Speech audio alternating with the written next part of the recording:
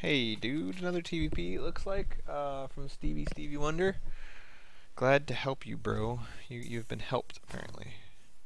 Ha ha ha ha ha. Ooh. So this opening's what you've been doing. It's cool. I like a marine and then a reactor core and then the second reacts rather than what you're doing. Ouch.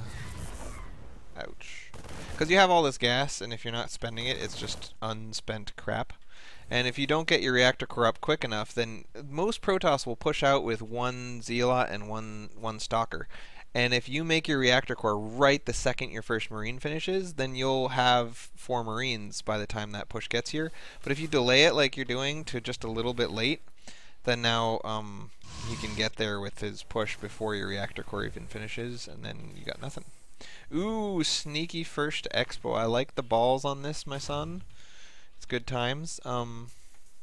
Obviously, it's very risky. I guess you probably scouted his expo, and so no, you didn't. You just kind of blindly threw down an expo.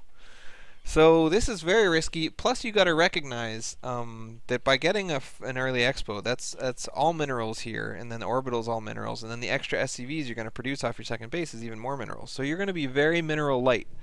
So it's important when you take a fast expo not to get the second gas, and I see that you didn't get the second gas, so that's good. When transferring workers, you obviously got to lower your wall-in. That's important.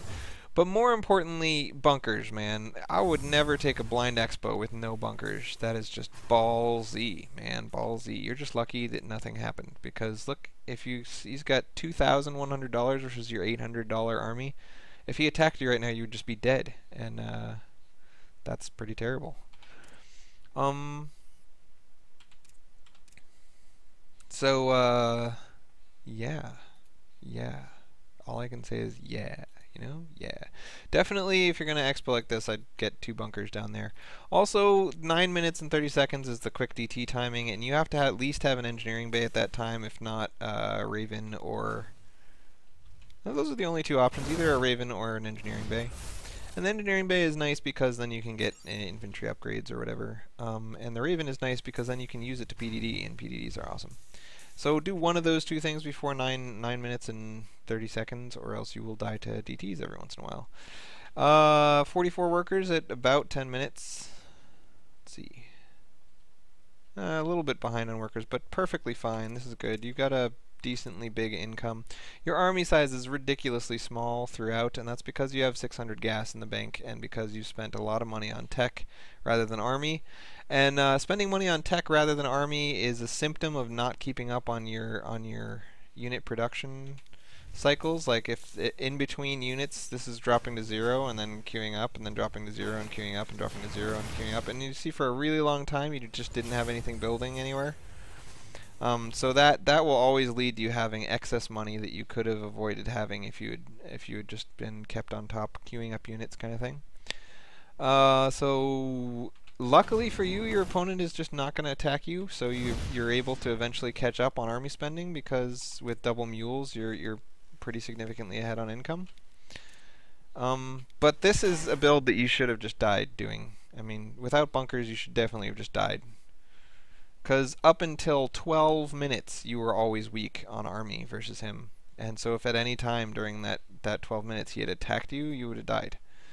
I like this transition into more Marauders in the late game because he will usually end up with AoE in the late game, though it looks like this guy isn't going for AoE, he's just going for upgraded tier 1 stuff. Very passive Protoss. Very passive little monkey. So transitioning into a good hefty number of Banshees is always good. I like to do, if you're going to do 2 starports, I like to do one with a reactor core and just do medevac Viking, and then once you have 2 or 3 Vikings and 2 or 3 medevacs, you can switch it to a tech lab later. And that way, if you scan over his army and use the Vikings to kill his observers, and then you get Cloak on your Banshees, then you can get tons of damage done with your Cloak Banshees. Plus, just having Cloak is a big detriment, not detriment, a big incentive, a disincentive for him to attack. Like, he'll see Cloak Banshees in one encounter, and then from then on, he always needs to build observers and keep them with his army, and he always feels like if he attacks anything without observers, he's going to lose. And he often makes too many observers. And just showing cloak is psychologically very beneficial. So you continue to have equal workers and 2 mules, and so be generally ahead of him on income. I would say that because of this, the problem is you have 4 mineral patches, and that means you can only fit 12 dudes on it, and you've got a lot more than 12 dudes here, so that's why his income is bigger than yours, even though theoretically yours should be bigger than his. Moving around your army in a big ball, terrible idea, terrible idea. Like I said in the previous game, you always want to push out with 1 or 2 Marines in front to get an idea of where his army is, and then you want a chunk of army here, a chunk of army here, a chunk of army here, and a chunk of army here to get a big arc, and then you can A-move from there, and your guys will form this ginormous arc. As for just how your build went, you can see you are behind in all 3 categories. You have pulled less money out of the ground and are therefore heavily outmatched dollar for dollar. Luckily, let's see, he's on 2-2 upgrades and you're on 0-0, so that's very bad for you. You hopefully are going to get a PDD because you have 100 energy on a Raven and a Raven in the fight. These guys don't have cloak, so they'll likely just die without doing anything useful. You don't have any SCVs in the battle, which I think is a big mistake. You should always bring SCVs every time you fight against Protoss. You have a ton of workers sitting here just basically not being used. You've got ghosts. Let's see how good you do with the Emp. Your tanks are unsieged, and your units are in a big, horrible position. You really want to have a good arc because Protoss can just put force fields right along here and then just kill a tiny fraction of your guys as well as your air. You have a bunch of money in the bank, but that's because you maxed out on unit space. So Emp. I would like to see some Emps. Come on, baby Emp. So you guys did form a decent... Oh, nice! Your opponent was really dumb and moved his guys into you after splitting your units. Oh, and even better, he blinked on top of you, so this is great for you, great for you. You really want to get that PDD down. You've got enough energy on your Raven. PDD.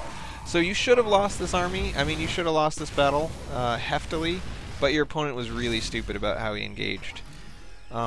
Really stupid move from him. So now your income is still very much lower than him, again because you have a 3rd base but you have no guys at it, and your main has all your dudes, and you haven't spent your mule energy. You've got almost max mule energy. You've got oversaturation here, oversaturation here, and undersaturation here. You should also be worrying about getting your 4th.